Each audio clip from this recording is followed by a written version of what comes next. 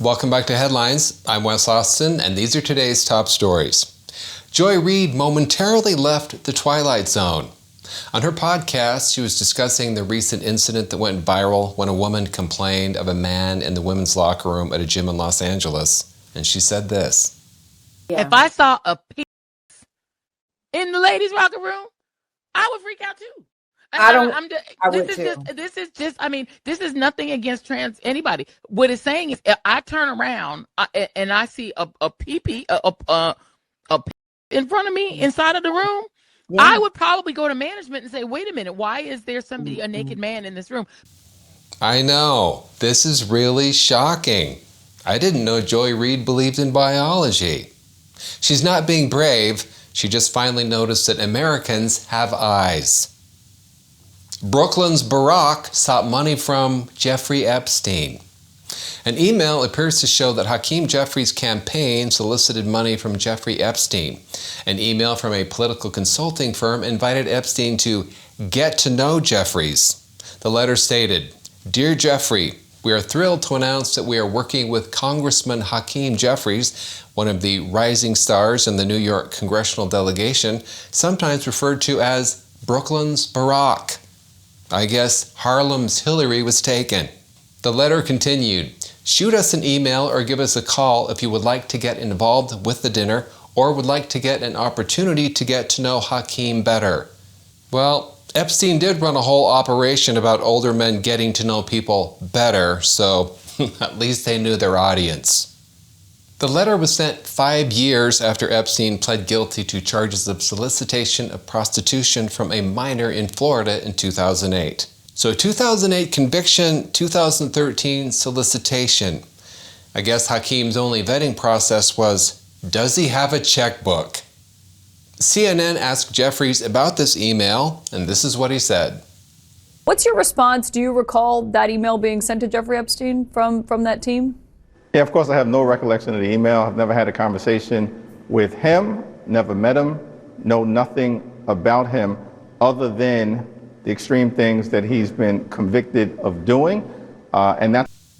Did you hear Hakeem start to say he knows nothing about him, and then he caught himself? I know nothing about him. Wait a minute, I mean, other than the stuff everyone in the universe knows.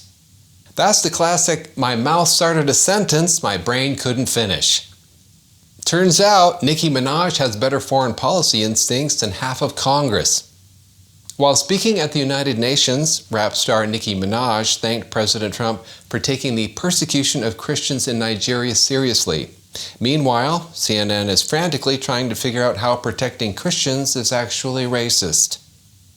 I would like to thank President Trump for prioritizing this issue and for his leadership on the global stage in calling for urgent action to defend Christians in Nigeria, to combat extremism, and to bring a stop to violence against those who simply want to exercise their natural right to freedom of religion or belief. During her speech, diplomatic translators had to look up the word Christian. It's been a long time since anyone's used that word at the UN.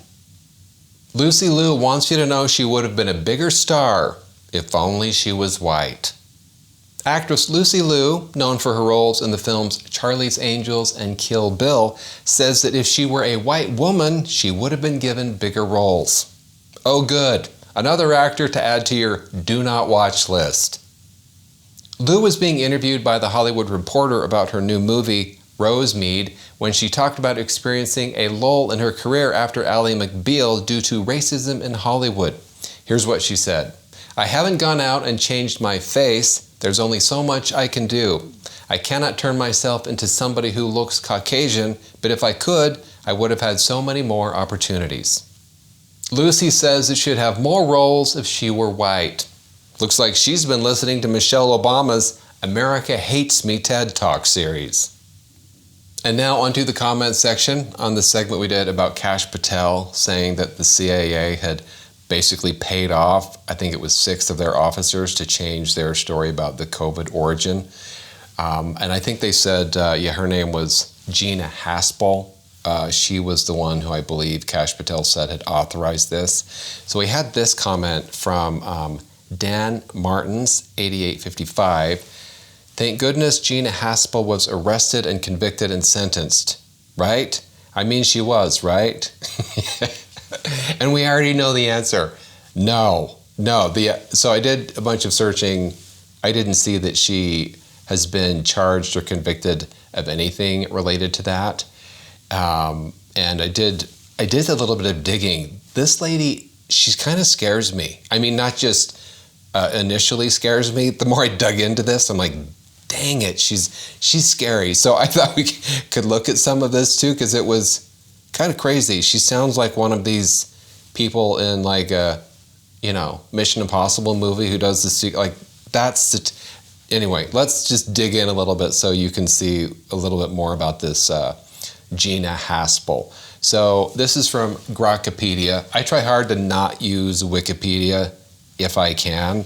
And so we're going to, although this is a really early version of Grokpedia, we're going to use it on this one.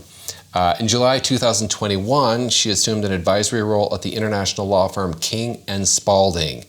They're like a super high-end, expensive law firm where she provides counseling on information technology, cybersecurity, and national security concerns.